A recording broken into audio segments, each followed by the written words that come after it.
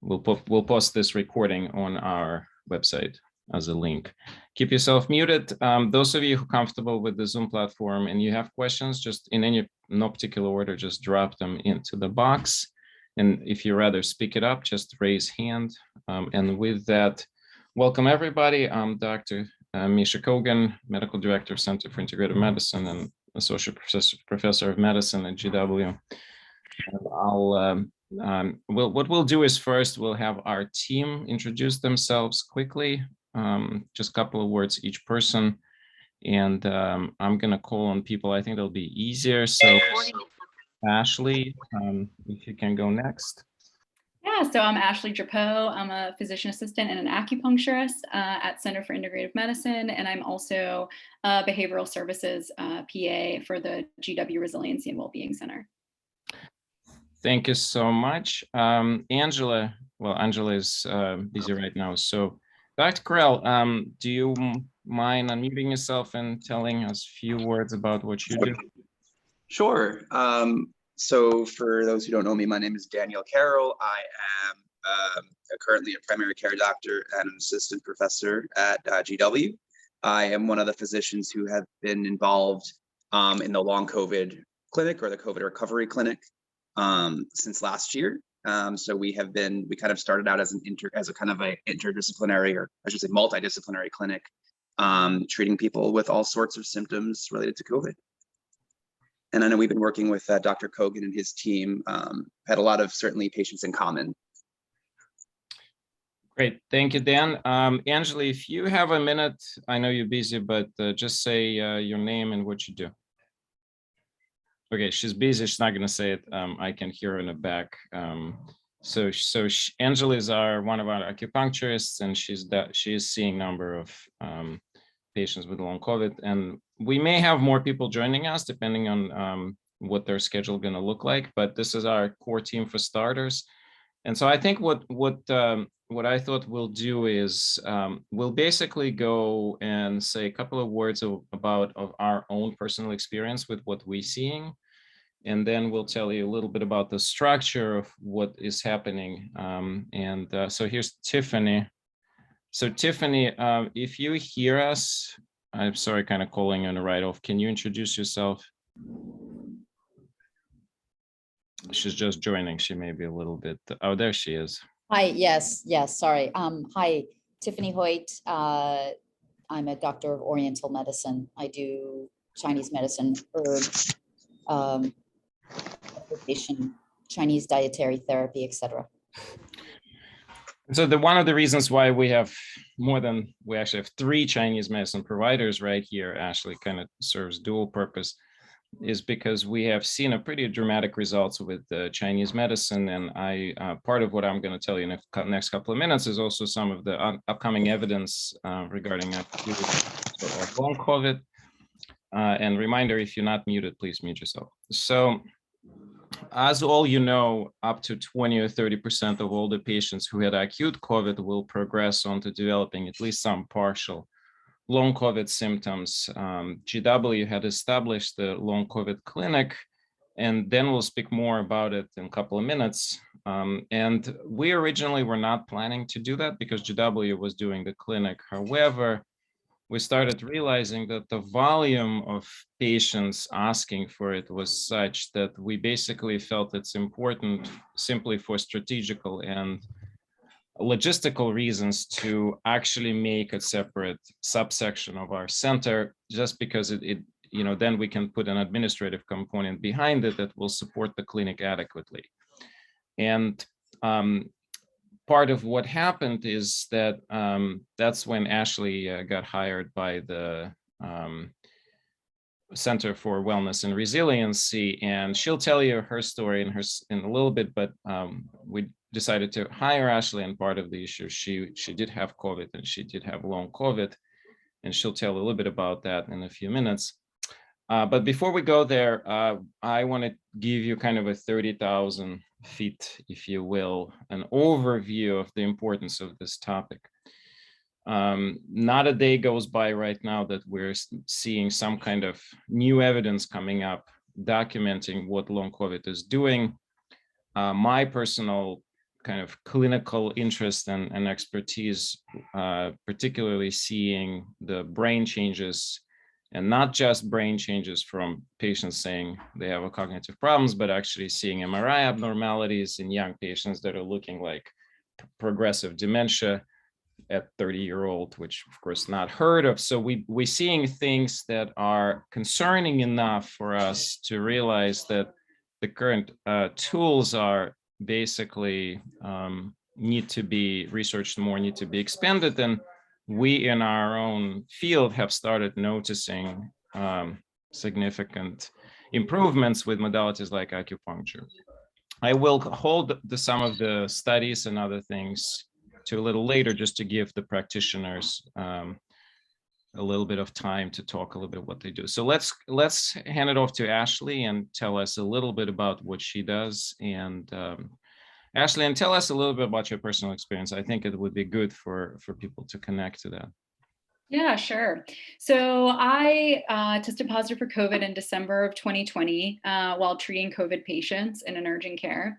And I was really surprised at how long the symptoms really lingered for. Around day 10, I think is when it started to get pretty bad with shortness of breath and just really deep fatigue.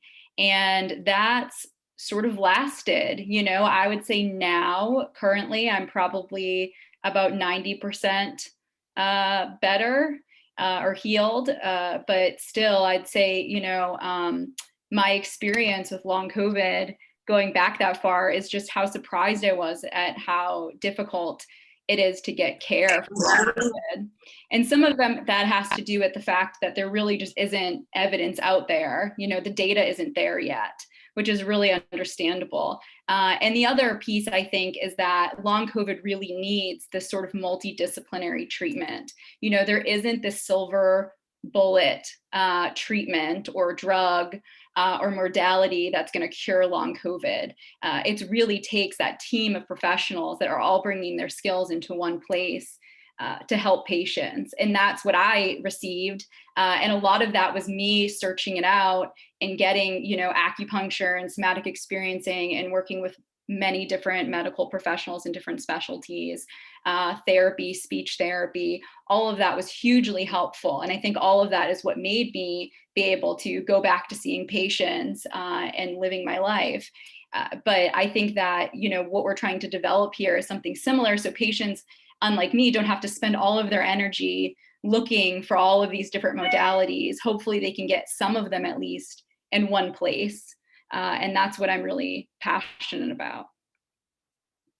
Thank you, Ashley. This is great. Dr. Carroll, do you want to go next and maybe tell us a little bit about how the current clinic is structured? And, we know that the current clinic is shifting, it's moving from structured clinic to just regular primary care, but maybe you can tell a little bit also about your experience and also the interdisciplinary component.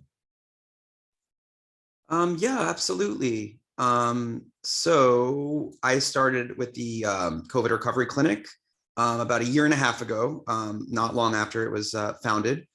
And basically kind of when we founded the clinic, when Dr. Eileen Chang, Hannah Axelrod, and Monica Lipson started the clinic back at the end of 2020, kind of the idea was to have basically an interdisciplinary clinic. So it's essentially run by internal medicine, primary care, and to a degree infectious diseases as well. And so the patient would come, have an appointment with the clinic to establish care. From there, we do a kind of a complete, and I don't want to say prolonged, but each visit was about an hour long. So we quite more time than would be expected in normal primary care, certainly. We do a complete evaluation, a physical exam. We do a complete evaluation for all medical diseases that might explain like fatigue or ongoing shortness of breath or ongoing cough or any of the, myriad of symptoms that are known to occur with long COVID, certainly. And from there, basically not only apply, any of the kind of standard medical treatments for anything ongoing, and of course, catching things like maybe diabetes that was never diagnosed before, or COPD that was never diagnosed before, or thyroid issues, that the patient never knew about. But basically, kind of taking each symptom and kind of within the medical specialties, getting them to somebody who has an interest in long COVID and who can triage and treat those symptoms appropriately. For example, we have one of our pulmonologists was involved in the clinic, and we were sending a lot of the unexplained shortness of breath to her, and she's been wonderful. For the patients experiencing POTS, which is the postural orthostatic tachycardia syndrome, meaning basically kind of a dysregulation in your heart and blood vessels, keeping control of heart rate and blood pressure. We have one of our cardiologists was very involved, and we were sending a lot of patients to her, and she's been very helpful. For the patients who had the cognitive and memory issues, our memory clinic has been absolutely crucial. So we were providing referrals to kind of all these other providers who have been just absolutely instrumental and just really providing great care for our patients struggling with long COVID. Yeah. Wonderful. Yeah. Thank you. So let's hand it off to Tiffany for a couple of minutes, and then I don't know if Angela is listening, but hopefully she can also say a word or two. Hi, this is Tiffany Hoyt. I've seen a variety of long COVID patients in my practice, and what I've observed is that they seem to almost all have conditions of stagnation and deficiency. Stagnation in Chinese medicine is kind of a buildup, and they're usually located in different areas. And I've noticed a lot of people complaining about fullness in their ears and fullness behind their sinuses. And that responds really, really well to acupuncture.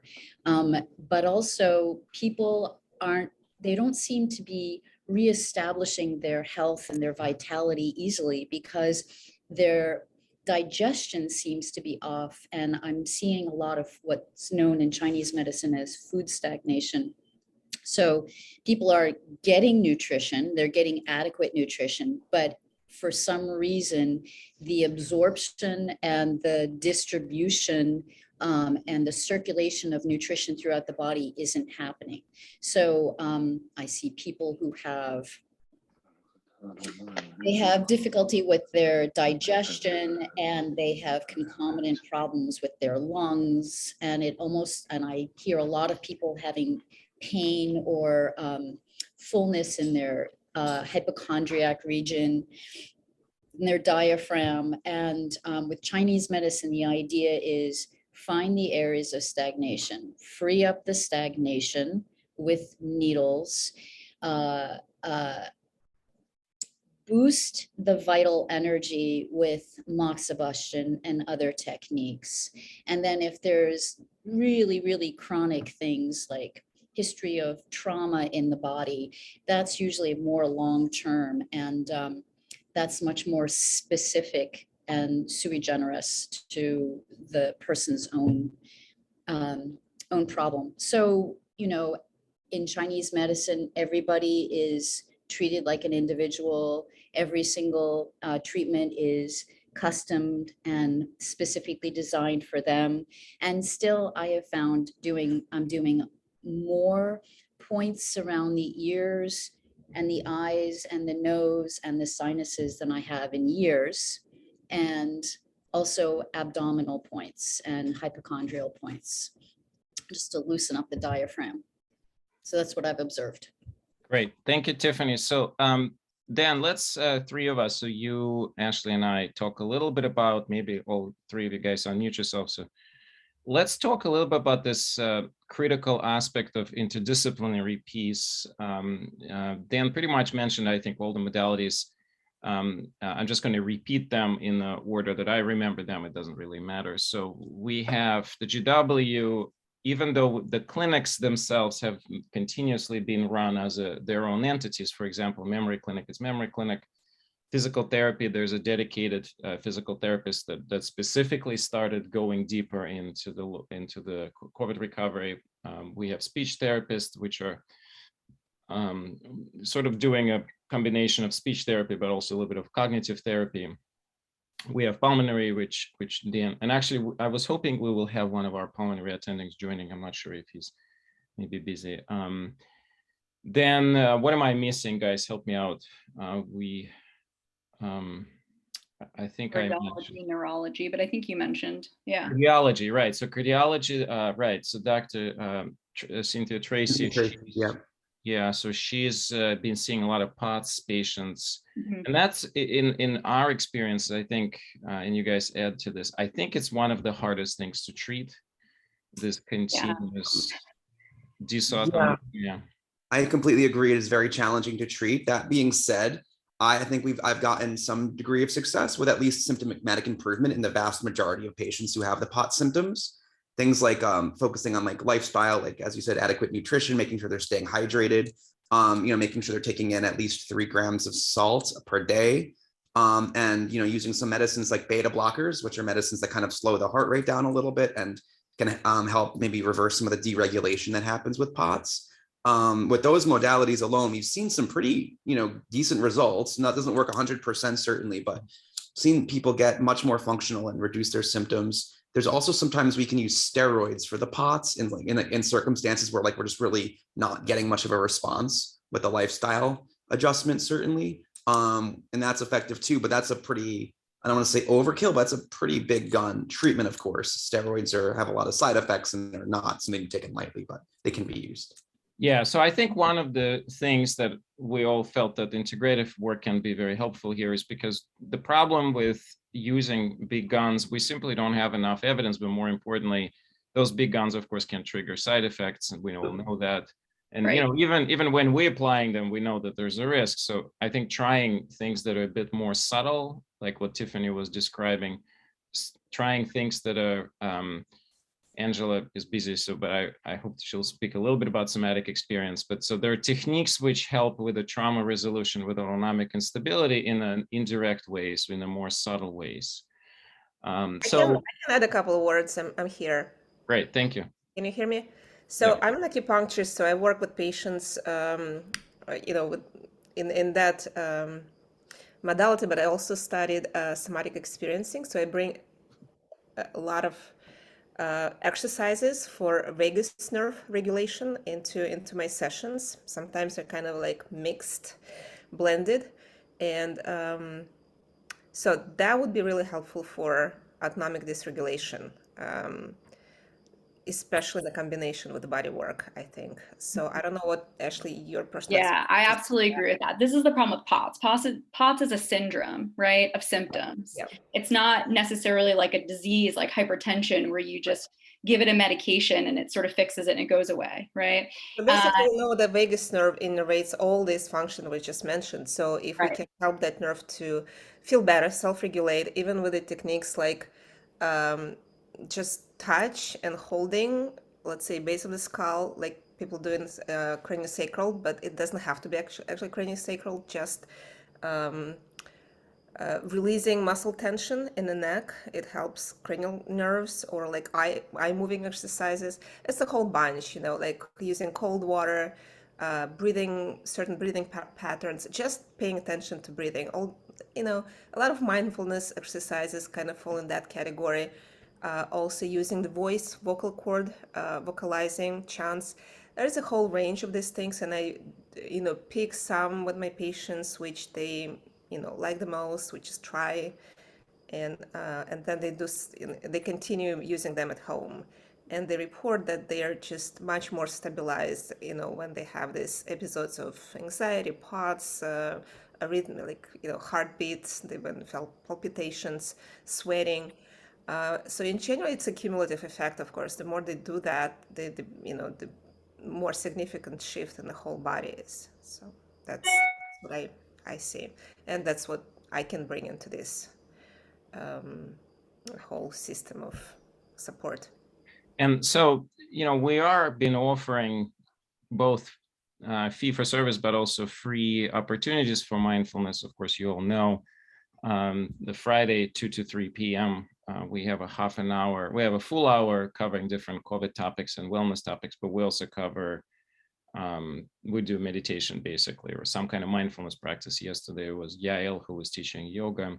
So that's definitely an opportunity for everybody. I also want to mention real briefly, at the end of August, we're going to have a silent retreat, and it's a very low cost, and I just put that in the chat. The more information will be on our website.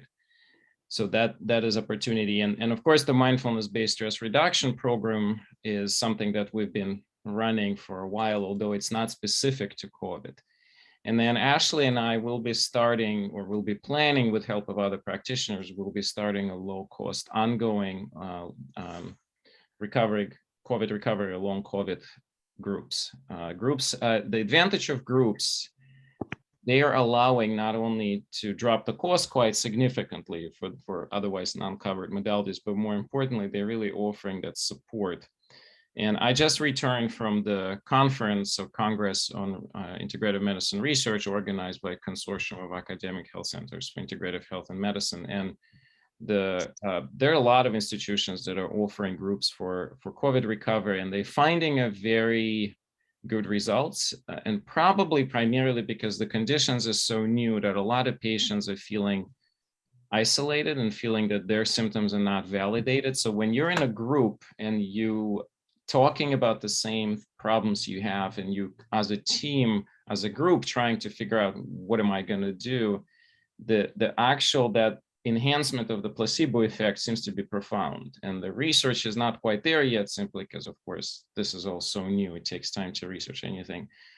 But it appears to be that a lot of institutions reporting a good results with that. So we're going to model some of this work, particularly done at Boston University and some other places, in Cleveland Clinic too. So I see that the question's beginning to come. So let's just, if there's one question we'll address, but if there's more, just drop them in the chat. Otherwise, we'll keep on continuing with this discussion.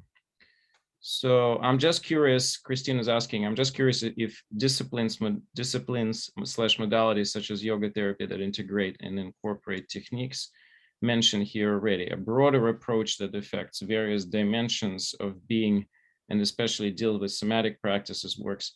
Exactly. So that's the whole point. What we're trying to do without having a significant amount of evidence, we're basically saying what a particular individual needs for their self-regulation to come back to the baseline.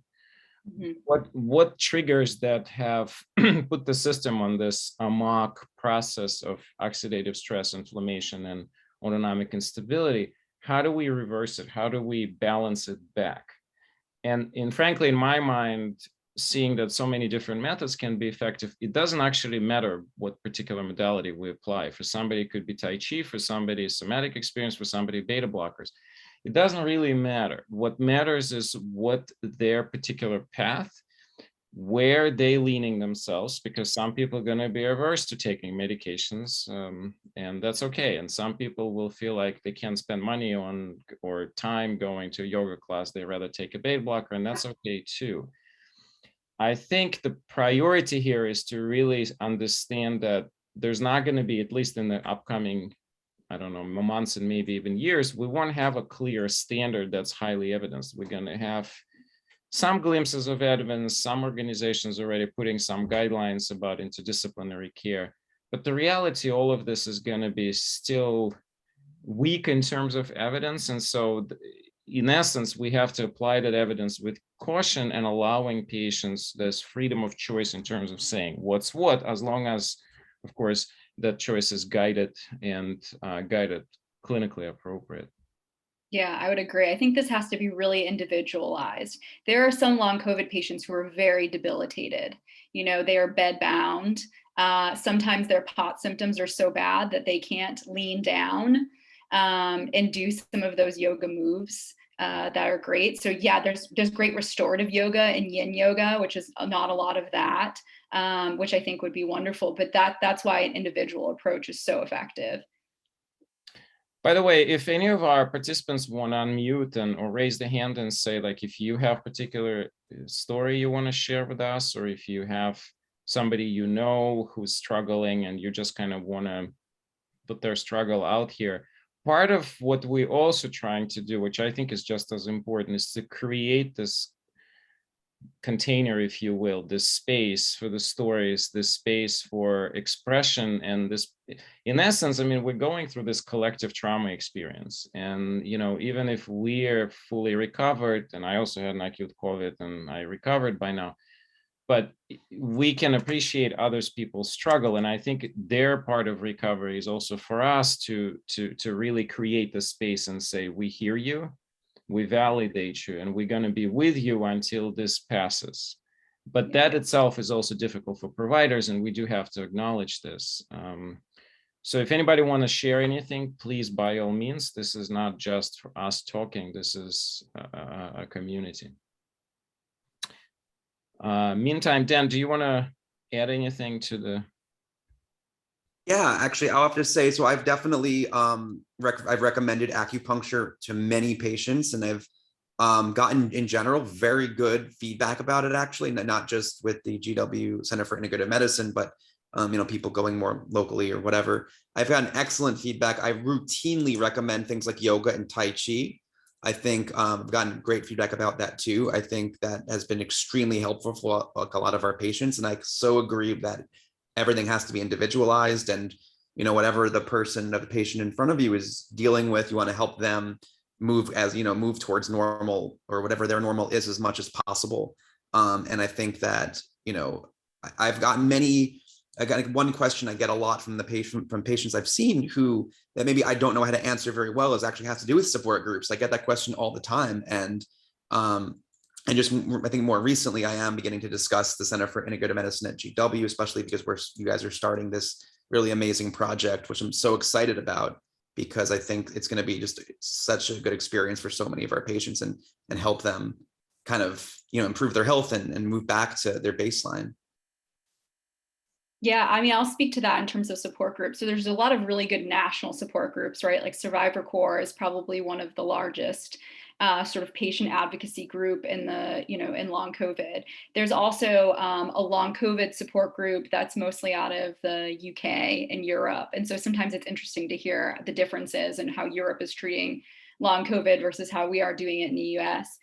And I think what I did, at least, just me speaking, is that I went on to the national platforms and I found my people. I found the people who are living in my area.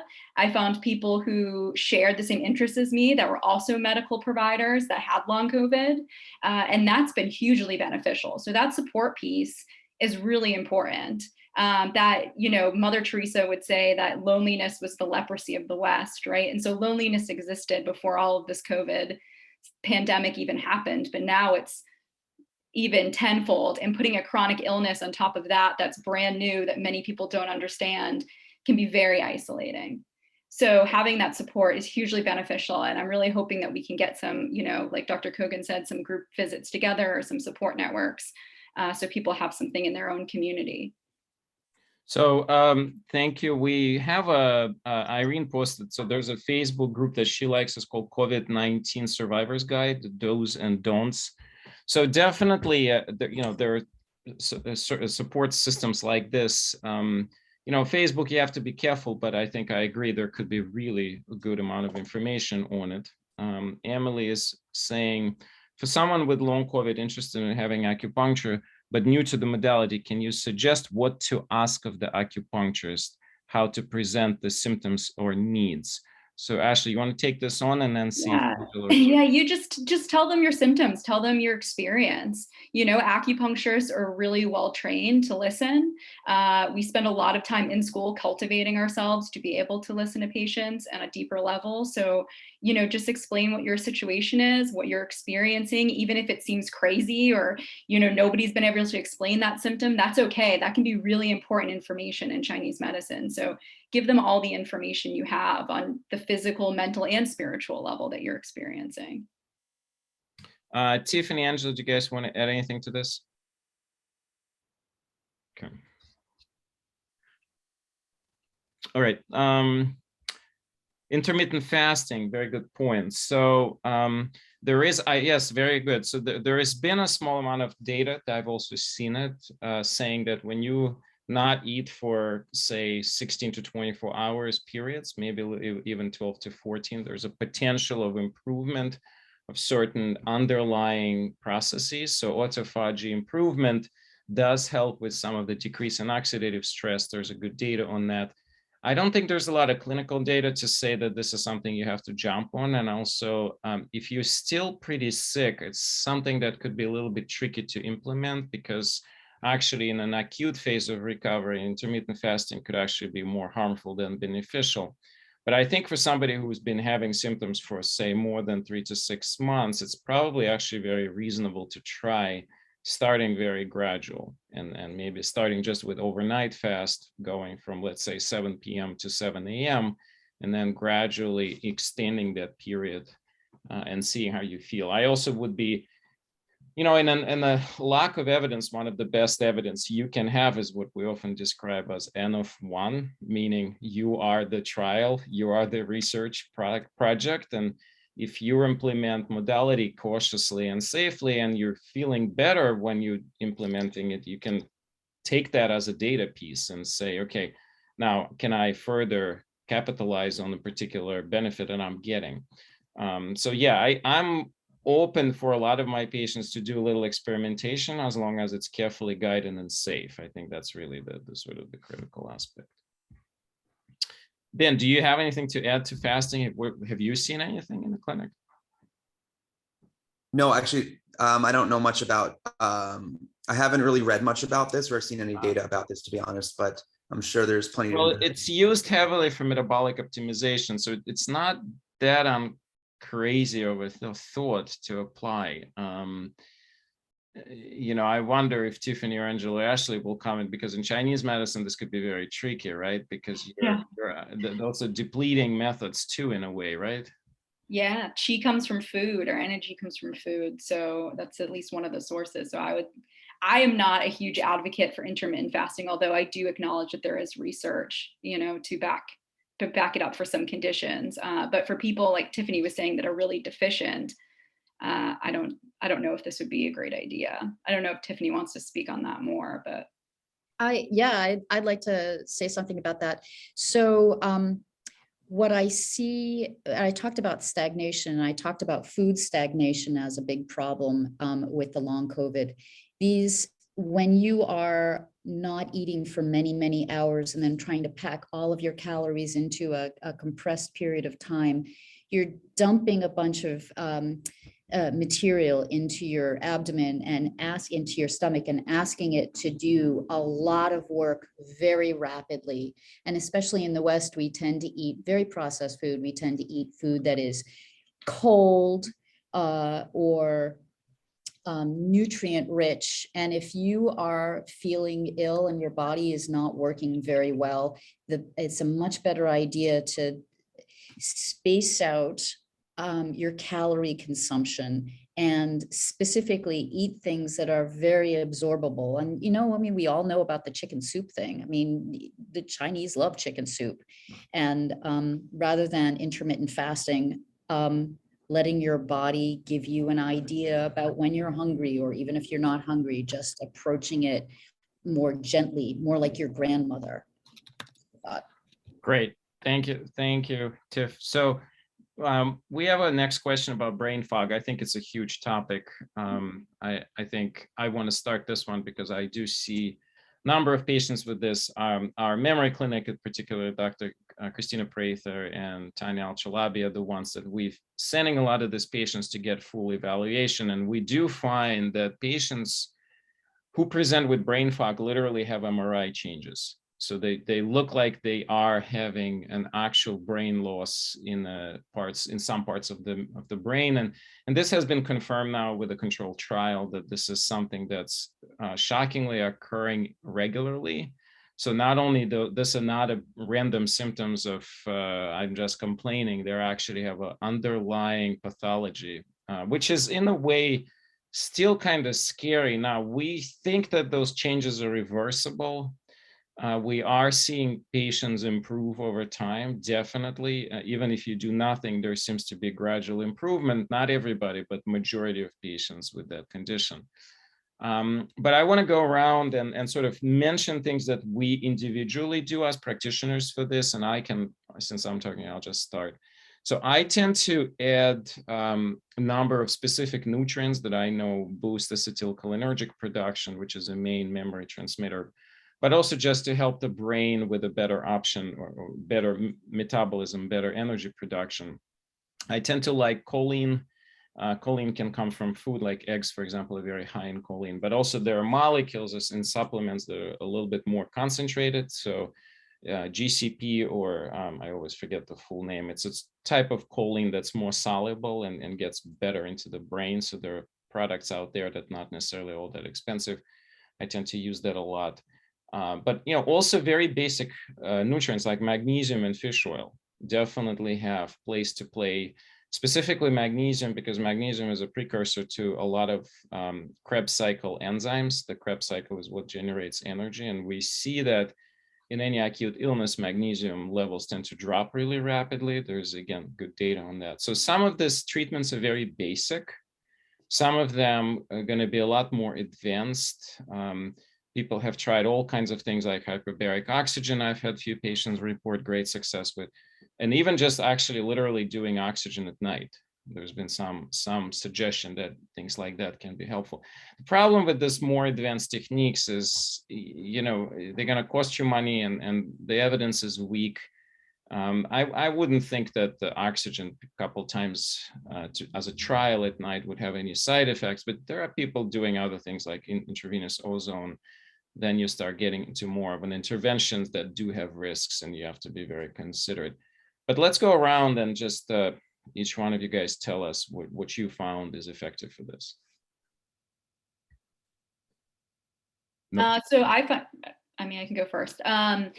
So brain fog is a tricky one. And I think it's one of the symptoms that, at least that I've known and other people I've spoken with have had for a really long time. It can be very distressing because they're used to functioning at a very high level.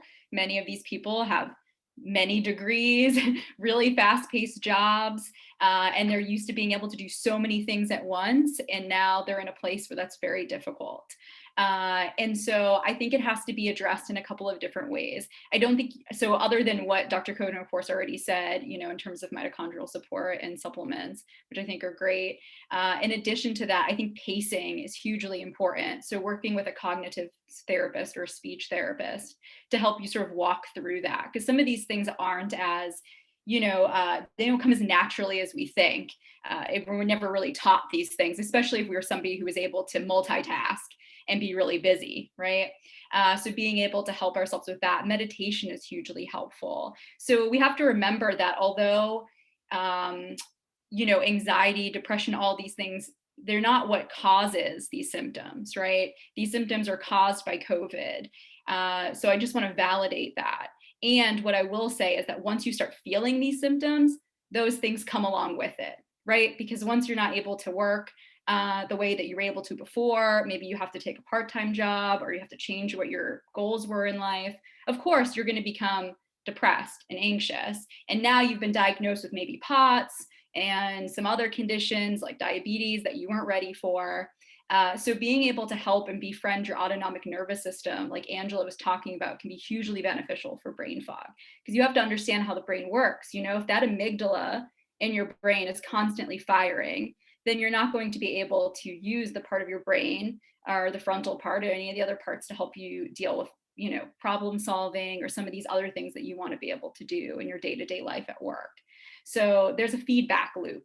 If we can't get the amygdala to kind of calm down, either through somatic experiencing or acupuncture or some of these other modalities that we talked about, then we're really not able to get over that brain fog. And it just takes time. If I could give anybody advice, it's that this is going to take more time than you ever thought possible that it was going to take. They say that only 15% of people with long COVID get better in a year. So that's not great numbers, right? I would say what I've been seeing is probably around 15 months, people start seeing a little bit of a change, especially if they've been doing a lot of different interventions to help themselves. So that's just my advice and how I sort of approach it. Yeah, I definitely agree. I think for me, focusing on as you said, the cognitive therapy with speech language pathology has been very helpful. I think doing that at the same time as the long COVID physical therapy focused on fatigue, doing those things together, because I find those symptoms almost always run together and tend to improve together. So focusing on the kind of the rehabilitation aspect, I think, is really important. I always have the discussion with patients about nutrition and kind of moving towards the whole foods plant-based diet, which I don't necessarily advocate for complete like vegetarian or vegan, but I am a big believer in the whole foods, meaning minimizing the processed stuff, and plant-based meaning most should come from fruits. Most of your diet should come from vegetables. I'm a big believer in optimizing diet. I think that's helped a lot of people as well. And I think also I do emphasize the time thing. I do definitely say this is something that does get better extremely slowly. Many patients do improve. It just happens very slowly, and that you cannot expect to be better by next month, certainly. And we always do the complete, certainly, evaluation, as Dr. Kogan mentioned right off the bat, things like the MRI, like so imaging of the brain that certainly can show changes. Right now, it's hard to know exactly how to act on that. I don't think we have enough evidence to like definitively, recommend a specific treatment based on that.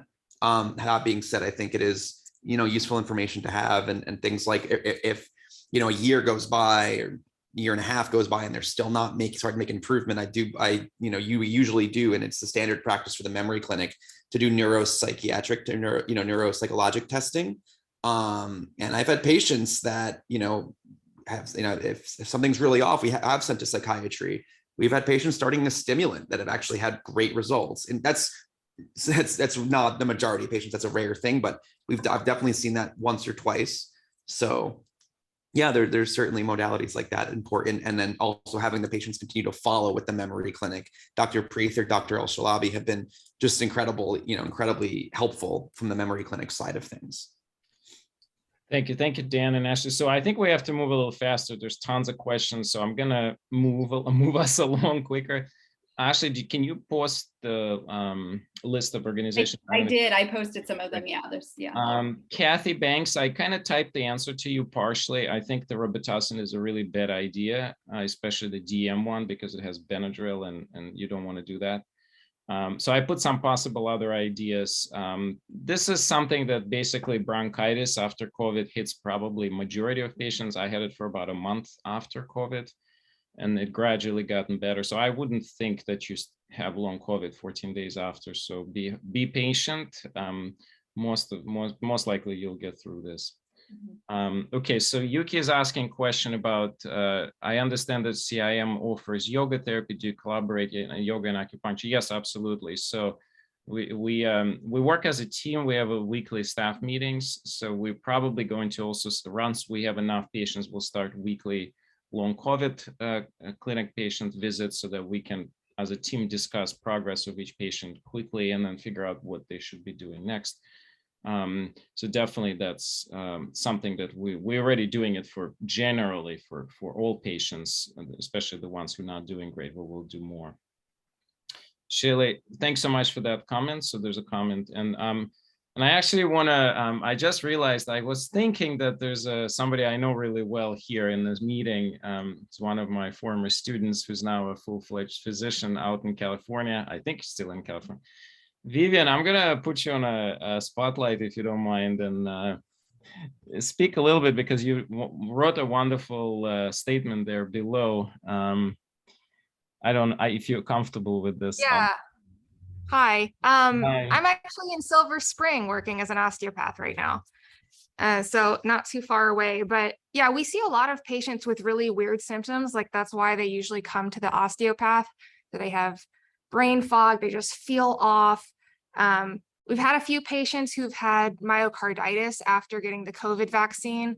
A lot of people just feel like they're not themselves after the COVID vaccine, like a few weeks later. So a lot of people really just come in to get treated after the vaccine with kind of similar types of symptoms to long COVID. And the other doctors that I work with have really looked into this and observed what's been going on with the patients for the past few years. And essentially, like their whole system of health and vitality locks down, and the health is not able to express itself in the body. And part of that, we think, is when you have like this really intense antigen, or you have like a vaccine that is causing your cells to do something. Your body is having trouble differentiating between self and non-self. And so then the whole system kind of like dissociates from itself. And we have to bring the health back into the body. It's there, it's just kind of off of its center or not where it needs to be. And it will get there on its own, but it needs support. So we do Great. that osteopathically. Yeah. Vivian, we got to catch up. I didn't realize you're back in town. Yeah. Okay, so I'm gonna move us along. So Ryan is asking a great question. Is there a specific general type of testing to identify the reference deficiencies? So it's very complex answer actually. So if you go to standard laboratories like a Quest or LabCorp, you're gonna look for states of a clinical deficiency. What do I mean by that? Let's say B12. You're gonna test B12 in the blood, in the serum, and you're going to identify a standard reference. The problem is that for certain nutrients, and B12 is the reason I brought it up, unfortunately, often you're going to miss insufficient states, or you're going to miss functional deficiencies doing this, because the reference is grossly inadequate at figuring out what is the body personal need for optimal functioning rather than the disease state. So you may not have anemia related to B12 deficiency, but you may have an actually brain fog because you need more B12 than what you're taking. And so identifying those deficiencies in a more subtle way, there are tools, they're not superb, but they're okay. I personally tend to use intracellular level of nutrients and also what's called sometimes an enzymatic requirements, meaning that we can look at the Krebs cycle and we know at which steps of Krebs cycle what cofactors are required, and say if there's certain, and it's a computerized, so the program will tell me, okay, these 2 steps are slow, thus most likely there's going to be B12 deficiency or insufficiency based on that. Problem with those tests, they can be they're not necessarily highly reliable. So you could have mistakes based on the fact that patient didn't do the prep correctly, or minor shifts that making tests imperfect. But we do use them. I don't think it's appropriate for me to say exactly the names of those tests. Feel free to reach out. They are pretty decent for certain specific things. And I think we've been using them a lot. In fact, early on, during the COVID, I had a contract with a company that was going to do the testing, and then we were going to replace some of the nutritional deficiencies with a specific complex package. The grant didn't go through. GW was in disarray at that time, and they couldn't get organized to get the contract set up right. And it was a small amount of money, so it wasn't really that much of an incentive for us. But it's there. So if anybody's interested, yeah, by all means, we can discuss this individually. Okay, thanks, Victoria, for the really good comment. Can somebody with a chronic fatigue syndrome, and ME is, I'm blanking on what, muscle? No. Myalgic encephalomyelitis. All right. Be seen treated as a patient in the GW long. So, right. Well, we're already seeing a lot of patients with that, not in a long COVID. I mean, this is one of the most common conditions we address at the center. If it's not particularly COVID related, there could be a whole bunch of other triggers that you would want to make sure there are or they're not. For example, that nutritional trigger in a very subtle way of identifying those deficiencies is something that we do. Oh, that's my mom. Just joined. I don't know how much their English is. My parents' English is not great, but I guess they want to see me. Yeah. Hi, Mom. Hi, Dad. So yeah, and I agree. It's very frustrating for the patients with chronic fatigue syndrome and fibromyalgia not to have this multidisciplinary effective treatments. And I really wanted Dan to speak for this, and all of us, and Ashley too, is I think that the COVID, especially long COVID, will have to cause some major shift in the healthcare system, because it's just put on the forefront how poorly we lack clinical coordination between disciplines. And when you're having this massive number of influx of new patients with chronic condition that needs to be better coordinated, we don't have infrastructure. Yeah. And so it's I think quite frustrating for the providers not being able to effectively run this and feel like, you know, you can do better, but the system is not supporting you. So I know it's not an easy conversation, but I think we got to speak about it openly, at least a little bit. Yeah, I think health insurance companies don't want to pay providers to talk to each other, right? That's not what they're in the business of doing. And I think that's sort of the biggest problem, even though we know that model is what's best for the patient, right? Or providers to be able to talk to each other, but all the different expertise and skills they bring to the table and collaborate for the, for the patient. It's just not been the case, and it does need to change. And hopefully this brings about that change in some sense. We'll see.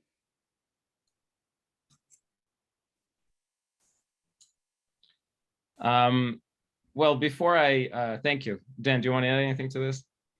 Yeah, I know that I think in the medical establishment for many doctors, it's very just like, primary care doctors are stretched thin right now. And, 20 minutes with a patient with a tremendous, forget long COVID, right?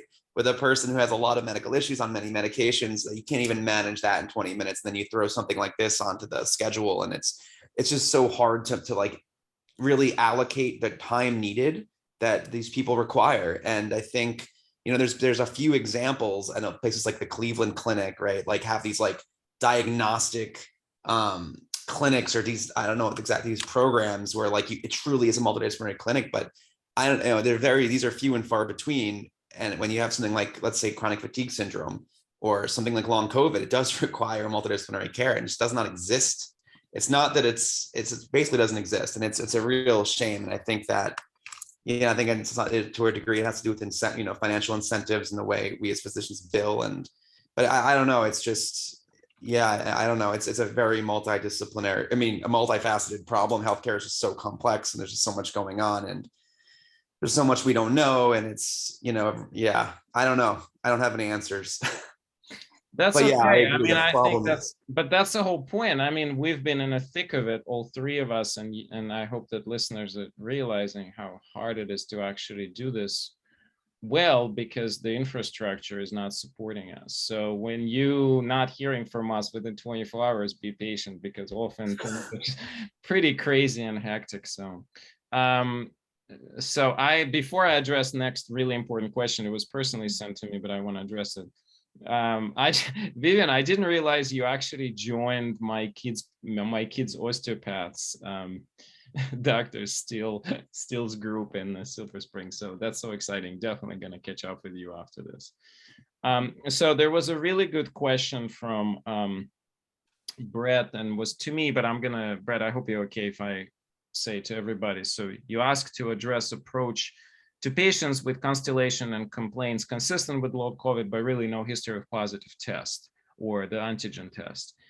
So I think that there's a lot of patients like this, those who early on had a disease, but when the tests were inadequate, and then there's spend good enough time, like say 3 to 6 months or even more, and by that time the actual even antibody test was not accurate enough. And so you basically have situation where most likely patients had an illness, but when they go to the standard long COVID clinics, they kind of turned away because there's no confirmation. And so that's I think the group that even more struggling, because they not even often have insurances acknowledging that this is the condition that's related to COVID. And so reimbursements are even worse.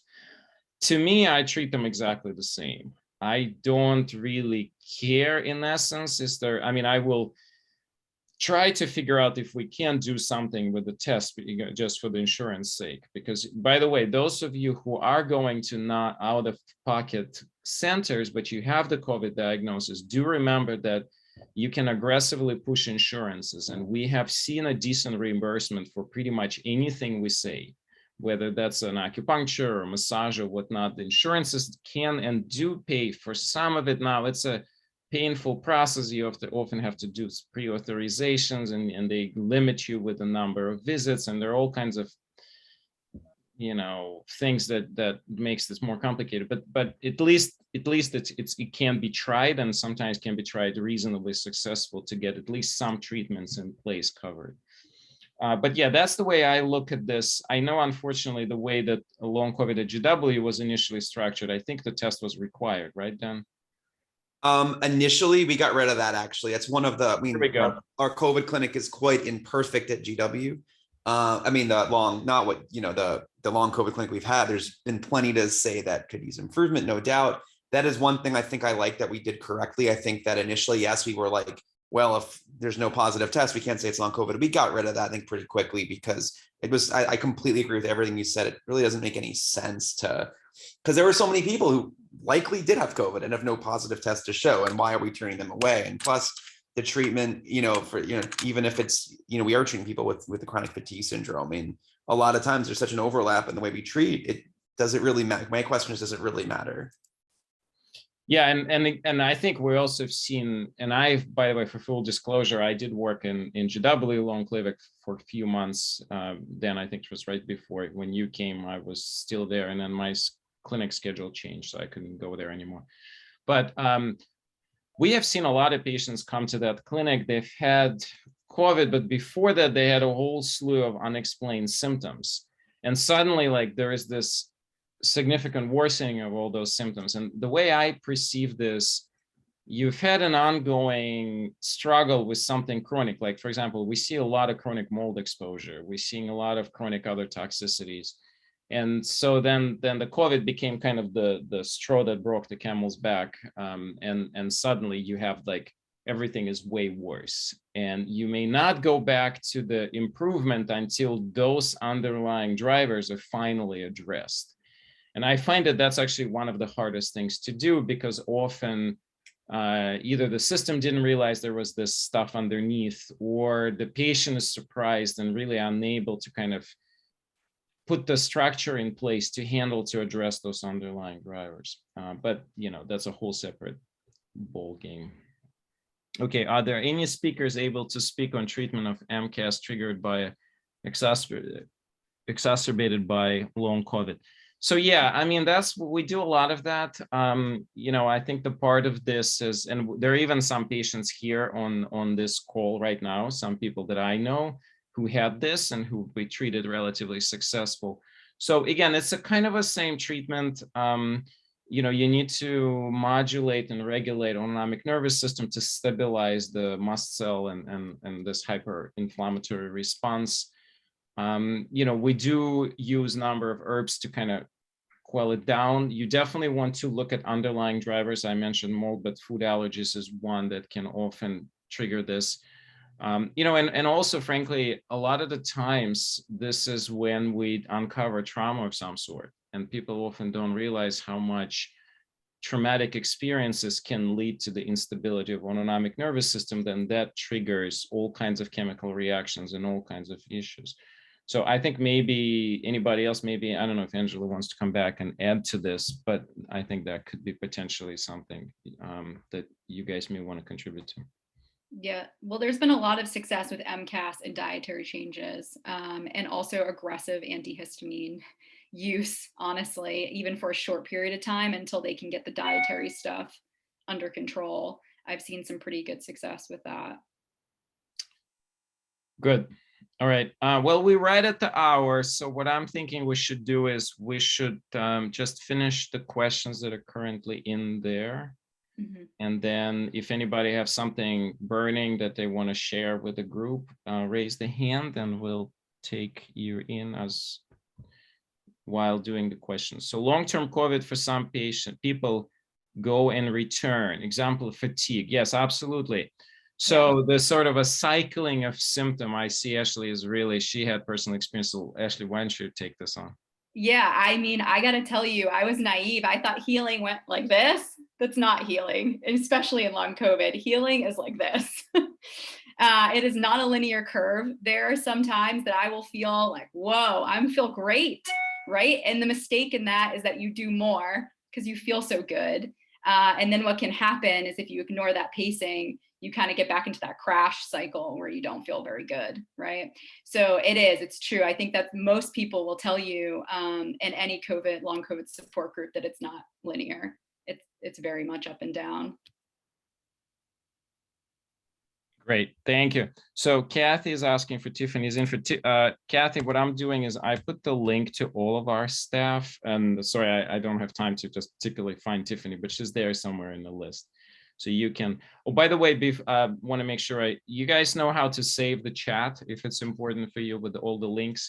If you look on the side where the chat is, where you type things, there's this 3 dots. If you click on this, there should be an option for you to save the chat. I hope it works on when we use my Zoom. Does that work for everybody? Hopefully. Okay. All right. So let's.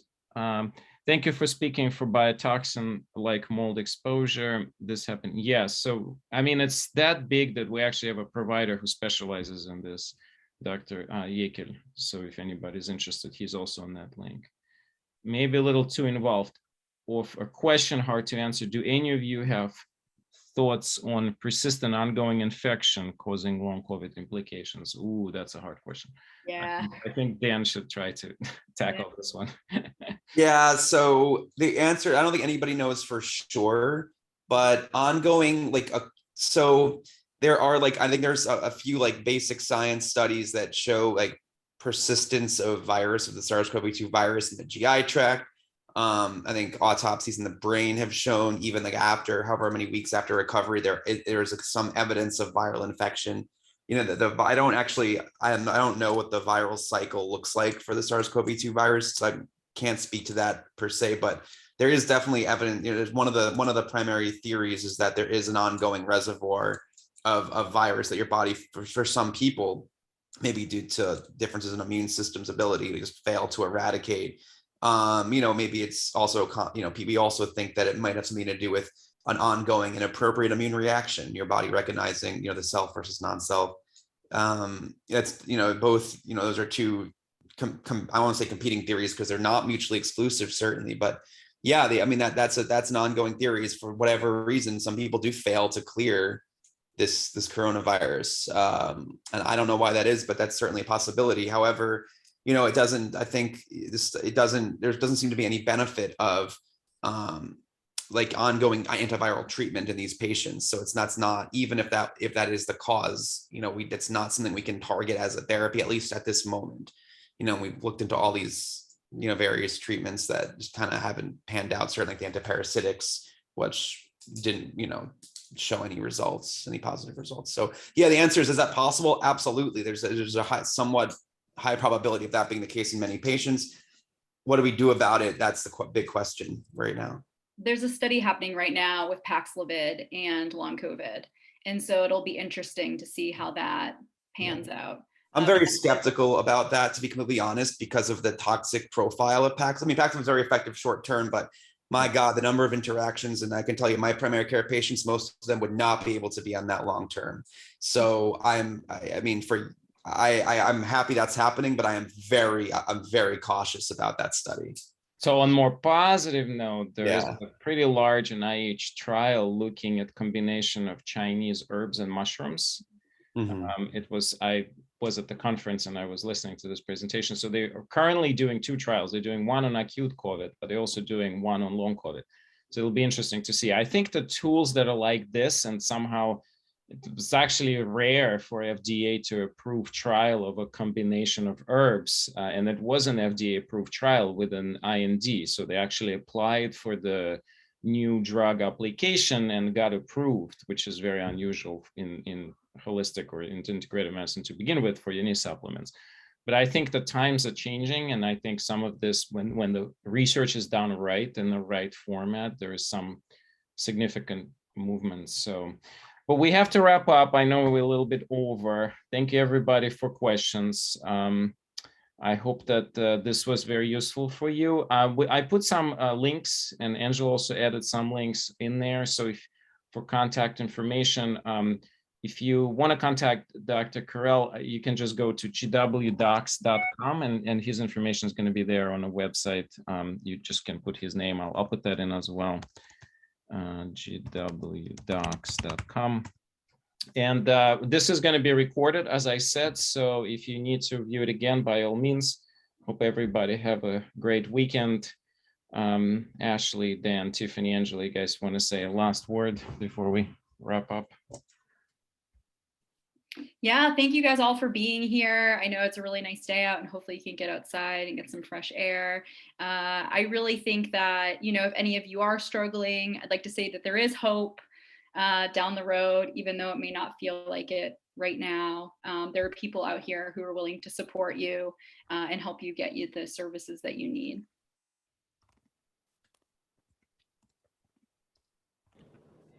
Yep, I agree. There's definitely hope. There's definitely hope, and there's progress will continue to be made. It's going to be slow and it's frustrating for those going through it, but I think overall, I think most people do come out the other, or will come out the other side of this. What I would say to everybody is seek alternative treatment sooner rather than later. Do not be afraid ever to say anything about your subjective symptoms. I know that when someone comes to me and says, I have these weird things, those weird things are more helpful to me than if they show up with imagery and images and diagnoses. We are here to help you with the things that you haven't found answers for anywhere else. I would like to say that on one hand, I wish everybody gets well soon and we all need this program, which we just started developing. On the other hand, a lot of these symptoms actually present in other health conditions with, you know, involved with different infections or different, you know, environmental situations. So it might be still helpful, you know, this beginning. I will post the recording of this video on the website and on Facebook. So that's where to look for this.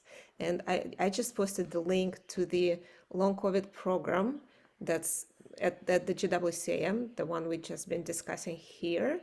And this is also on our website, and we'll just be adding more information there. And the video will be probably on the homepage and as well on that page too. And also on my YouTube channel. By the way, please do subscribe. So, oh okay. yeah, right, YouTube channel. Yeah, thank you everybody. Wonderful weekend, and we will, by the way, continue with open houses on the different topics. We're gonna try to do it monthly. So stay safe, everybody. Enjoy the weather. Don't overheat. Bye.